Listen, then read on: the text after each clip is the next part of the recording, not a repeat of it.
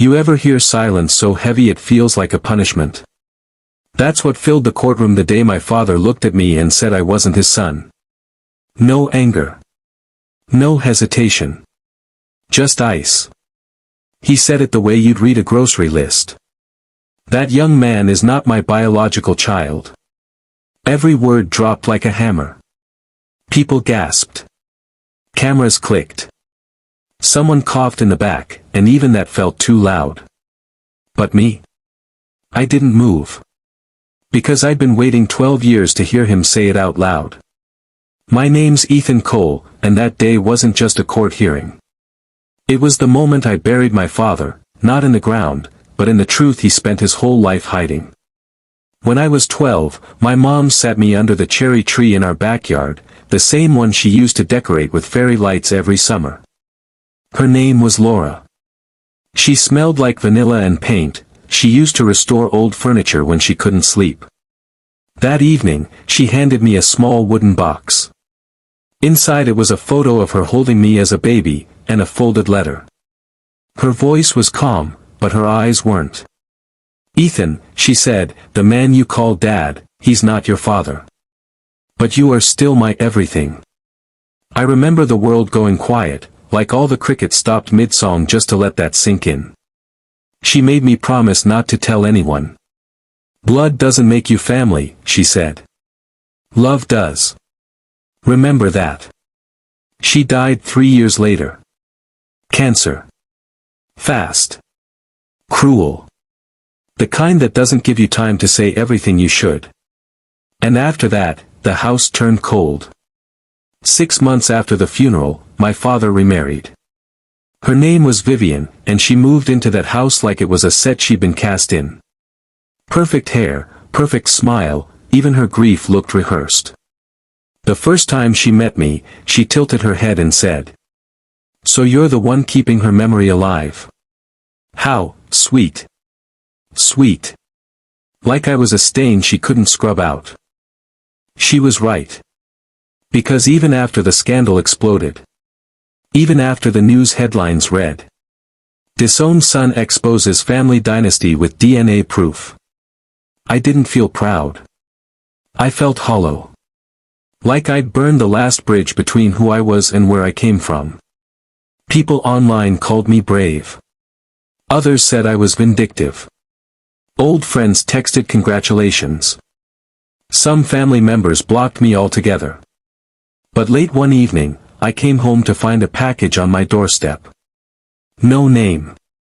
No note. Just a small wooden box, the same kind my mom used to make. Inside was an old photograph. Me, 6 years old, covered in flour, standing beside her in the kitchen. On the back, written in her handwriting, "You did what I couldn't. You told the truth." I sat on the floor and cried. Not because I was sad, but because for the first time, I understood her. She'd lived her whole life holding on to a truth too heavy to speak.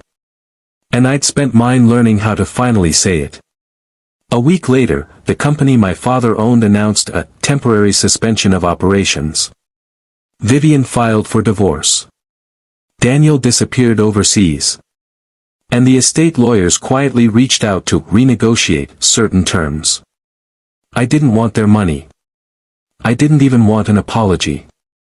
All I wanted was closure. So I declined everything. Sold my apartment. Moved to a quiet town by the coast. Now, some nights, I sit on the porch with a cup of coffee and watch the tide come in. It's the same sound I used to hear from my childhood window, only this time, it doesn't hurt. Because I finally learned something my father never did. You can't build peace on lies. You can own every mansion, every company, every piece of land. But if your heart's built on denial, the whole thing collapses eventually. And sometimes, it only takes one person brave enough to tell the truth to start that collapse. So if you've ever been told you don't belong, if someone's tried to make you feel small, unwanted, or invisible, remember this: my mom's piano vanished. Her photos disappeared from the hallway. Her favorite mug, the one with the chipped handle, accidentally, broke. And every trace of her became harder to find. Vivian got pregnant soon after. And one night, my father stood by the fireplace, hand on her stomach, and said, "This is our clean slate. Our real beginning." He didn't even look at me when he said it. That's when I realized, I wasn't his son anymore. I was just the last reminder of everything he wanted to forget. So I left. Graduated early. Got a scholarship. Studied law because I needed to understand how people destroy each other legally, and get away with it. I didn't want revenge. Not at first. I just wanted to be untouchable. But the universe has a way of circling back to unfinished business. 10 years later, I got a call from a firm representing my father's estate. Apparently, he'd fallen ill and was restructuring everything, the businesses, the houses, the inheritance. And I was requested to attend the hearing. I almost didn't go. But something in me, something small and angry, said, "Show up. Just once more." The courthouse smelled like bleach and old paper. My father sat up front beside Vivian and their golden child, Liam. He looked smaller than I remembered, older, thinner, but still sharp enough to hurt with a sentence. The lawyer began reading the will. Stocks, property, donations, every line was a piece of a legacy I was never supposed to inherit anyway. And then my father stood up. "Before we proceed," he said, his tone like polished glass, "I have a statement." He turned toward me. "I hereby declare that Ethan Cole is not my biological son. He has no legal claim to this estate." Gasps. Flashes. It felt like the air itself froze. Vivian folded her arms like she'd just watched a chess move she'd been planning for years. Liam looked at me with that smug half-smile, the kind that says, "You never belonged anyway." And I smiled back. Because finally, it was my turn. I stood up and walked to the front. Pulled out a single black folder. "Then let's discuss blood," I said. "Since that's suddenly so important." My father frowned. "What are you doing?" I opened the folder. "Telling the truth. Something you've avoided your whole life." I held up a letter, my mother's handwriting. And beneath it, a DNA report. "You want to talk about family?" I said. "Let's start with Liam." Vivian's eyes widened. "What are you implying?" "I'm not implying anything," I said. "I'm showing proof." I handed the judge the report. "According to this document, Liam Cole is not biologically my father's son." The room erupted. Reporters jumped to their feet. Cameras flashed like lightning. My father's face went pale, the kind of pale that only comes from truth finally catching up. He stammered, that's impossible." But it wasn't. Because I'd spent months gathering evidence. Emails. Hotel bills.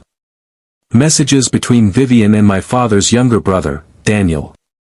One of the messages was time-stamped the night my mother was dying. And one line said it all. "Once she's gone, it'll be easier. He'll never know." But I did know.